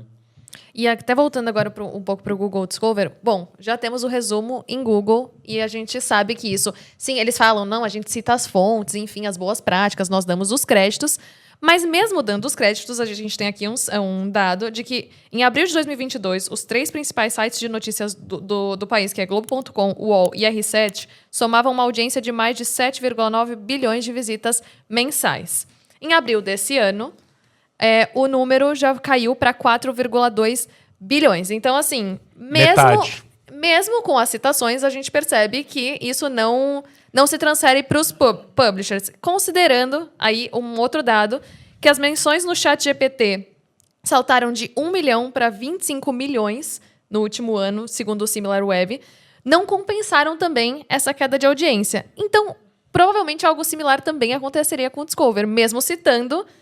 Isso também não se... Mesmo mencionando, mesmo aumentando esses créditos, não se transformariam em uma audiência de fato, em um clique, né? A gente está caminhando para um cenário de Google zero. O tráfego do Google tende a ser zero. É difícil falar isso para os publishers, né? Quando você olha hoje para o seu negócio, 80%, 70%, 90% do tráfego vem de um único lugar. Tudo bem que muito desse tráfego é o cara que entra no Google e digita o nome do veículo para chegar no veículo, tem um número considerável. Mas no final do dia, assim, todo mundo é muito dependente do Google e a gente precisa repensar o negócio. A gente não vai mais poder depender de Google. Então o cara que não tem app, ele vai ter que ter um bom app. Não basta ter só um skinzinho que você clica e vai para o site, porque isso não tem notificação. Você vai ter que ter um bom app, um app nativo. Ah, mas é uma sacanagem o Google e a Apple exigirem app nativo. Pode ser. Mas hoje é uma realidade. Você precisa ter um app nativo para ter um app com todas as funções de app, né? Para que tenha uma experiência bacana para o usuário. É caro de desenvolver? Sim, ainda é caro de desenvolver. Mas a gente vai ter que ir para um lugar diferente, com newsletter, com app, com podcast, com rede social, com Instagram, com LinkedIn, com TikTok. E não é só a redação. Eu vejo, né, o público chega assim, produz mais, entrega mais para o redator, para o jornalista. O que seu marketing está fazendo? A sua equipe de venda, né, a sua equipe comercial, entendeu o digital e as possibilidades do digital? Você está vendendo quadradinho no site, espaço estático, seja no site, né, display no site, ou mesmo no jornal, ou você está fazendo uma entrega integrada, multiplataforma, que de fato move o negócio do seu cliente. Então, tem discussões muito difíceis aí, e eu percebo que tem uma tendência natural a cobrar o jornalista. Então, assim, a audiência está caindo, entrega mais audiência. Gente, a audiência não vai voltar. O Google não vai entregar audiência, não é do interesse dele, acabou.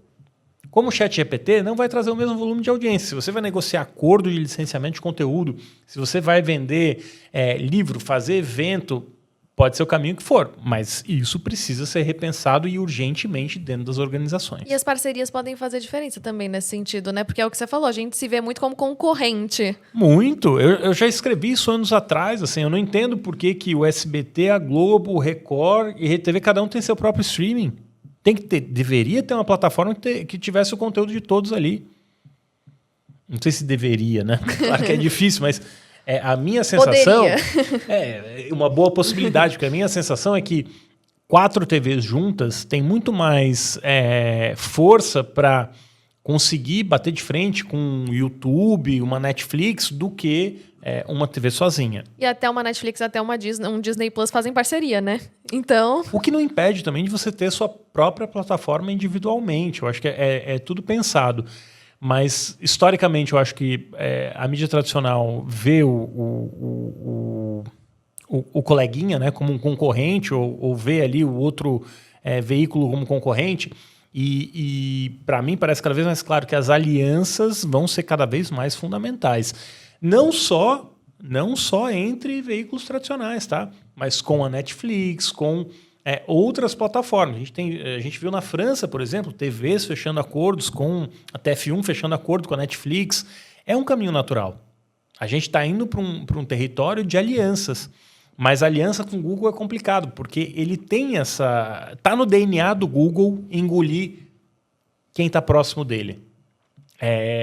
Pelo tamanho que ele tem, pelo gigantismo dessa plataforma. Assim, imagina que para essa empresa crescer, uma empresa que fatura bilhões de dólares por ano, para você crescer 1%, você tem que faturar bilhões de dólares por ano, no caso deles. Então, esse tipo de crescimento, ele não vem você ganhando um pouco mais de mercado aqui.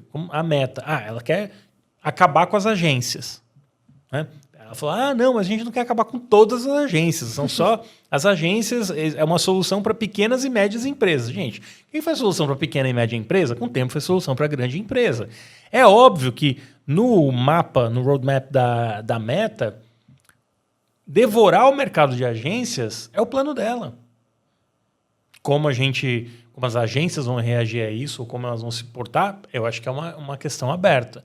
Mas está todo mundo fazendo propaganda de graça para IA, dizendo que vai investir em IA e tudo IA dentro das agências, e o grande beneficiário da IA dentro das agências é a própria Meta, o Google e basicamente essas duas gigantes aí de tecnologia, porque ela tem IA e a publicidade. Então acho que tem um descompasso, né, entre o que as agências de publicidade... Estou pegando um exemplo, tem vários setores, tá? Entre o que as agências de publicidade vendem e o que elas estão tentando... Porque, sério, O diferencial de uma agência, de uma holding, uma grande empresa, vai ser IA. Melhor eu ir direto lá no Google e na Meta, né? Que já desenvolvem isso e são proprietárias dos grandes modelos. Então, essa conta para mim não está fechando, não. Perfeito. E até falando dessa questão de parceria, ela já se mostrou efetiva, né? A Associação de Editoras de Jornais nos Estados Unidos chegou a chamar publicamente essa questão do Google, do modo IA do Google, de roubo, né? Então, usou a palavra roubo mesmo. E também veículos já processaram empresas de IA, então... Perplexity AI e tudo mais, OpenAI, então trouxe exemplos aqui. O The Wall Street Journal e o The New York Post processaram a Perplexity AI e o New York Times processou a OpenAI e a Microsoft. Então, assim, essa união já está acontecendo com os publishers lá fora. Já. É um indicativo, assim, porque já algumas decisões já foram feitas, já recorreram, assim, também é um Aqui no Brasil indicativo. Tem conversas, mas não tem consenso. Mas eu acho que é uma questão de tempo até se alcançar o consenso, por absoluta falta de alternativa. Por outro lado, quanto mais se demorar para chegar a esse consenso... Mais difícil vai ser, talvez, a regulação? Mais vai ter sido perdido. A regulação ela vai vir, mas assim, dependendo de quando ela venha, vai ser tarde demais para boa parte dos veículos. O que a gente vai ver aí nos próximos anos é uma extinção em massa de veículos, principalmente veículos regionais e veículos independentes. Infelizmente, mas é o que deve acontecer. É insustentável. Por hoje era isso. Terminei de uma maneira muito sombria, né? Vamos deixar uma... Prevendo uma extinção em massa de veículos. Não, mas vamos falar então, assim, soluções. A gente está falando que o Google Discover está falando então que vai adotar não, né? Já está adotando a IA. O caminho, o próprio William já citou algumas possibilidades de monetização. Eu acho que sim, é uma extinção em massa. Porém, talvez o que reste seja mais robusto e mais sólido e possa prosperar melhor do que a gente tem hoje em dia. Porque tem muita operação que a finalidade dela é só atender o Google. E no final deixa o leitor em segundo plano. Assim. Pode olhar, a gente não tem hoje grandes veículos trabalhando educação midiática. Não tem. Poxa, eles seriam os grandes beneficiados disso. A gente não tem um esforço nesse sentido. Claro que a gente tem projetos de educação super bacanas, de organizações. A Globo tem, na Fundação Roberto Marinho. Tem vários projetos, né, nesse sentido, de organizações de mídia, né, regionais. Mas a gente não tem um movimento coordenado, grande, de educação midiática. A gente hoje não tem um esforço para mostrar a relevância do jornalismo. Uma campanha institucional de vários vezes. Qual a importância do jornalismo? Por que o jornalismo é importante? A gente não tem encontrado isso com frequência dentro da mídia. Então, eu acho que tem uma lição do nosso lado também, né, como veículo. Acho que é muito fácil botar a culpa no Google, nas Big Techs. E sim, tem um complicador, né, muito dinheiro, muito poder, né? Mas, por outro lado, a gente também tem uma lição de casa para fazer e, em muitos momentos, me parece que a gente não fez a lição de casa. E ainda dá tempo. Vai dar tempo. Como eu sempre falo, assim, as pessoas não vão deixar de consumir notícia. Notícia tem muito valor, é importante para a democracia, é importante para as pessoas, para a sociedade. Então, isso não vai desaparecer. Como a gente vai consumir é que está mudando. Perfeito. Até a próxima, então, Yulia. Obrigado. Obrigado por você que ficou até aqui. Fica o convite também para acompanhar, né, o conteúdo que a gente produz nas redes sociais, LinkedIn, Instagram, tem até no TikTok, né? Tem no TikTok também, tem Threads, tem X, enfim. Me senti jovem agora que tá no TikTok. Tem Threads, tem a coluna do Valor Econômico também, que eu publico toda semana no Valor, e a newsletter no LinkedIn. Até a próxima.